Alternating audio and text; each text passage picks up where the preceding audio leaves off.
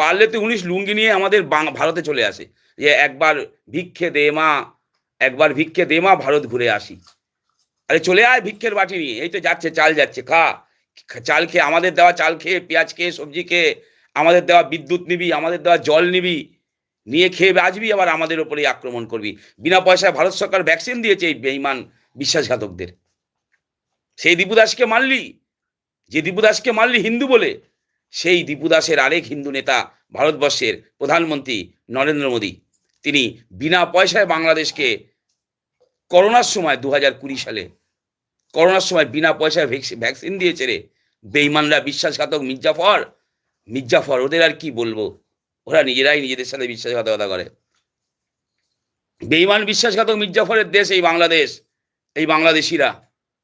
আর এই নরেন্দ্র মোদী তোদের বিনা পয়সায় ভ্যাকসিন দিয়েছে, নাহলে আজকে তোরা এত জোর তৈরি করতে পারতিস না যে দীপু দাসকে মারবি। ভারতের থেকে বিনা পয়সায় ভ্যাকসিন নিয়ে, সেই ভ্যাকসিন নিয়ে শরীরে জোর তৈরি করে, ভারতের প্রধানমন্ত্রী নরেন্দ্র মোদীর দেওয়া ভ্যাকসিন, সেই ভ্যাকসিন নিয়ে তোরা দীপু দাসকে হত্যা করলি। নির্লজ্জ বেহায়ারা, লজ্জা করে না তোদের? এই তো ভারত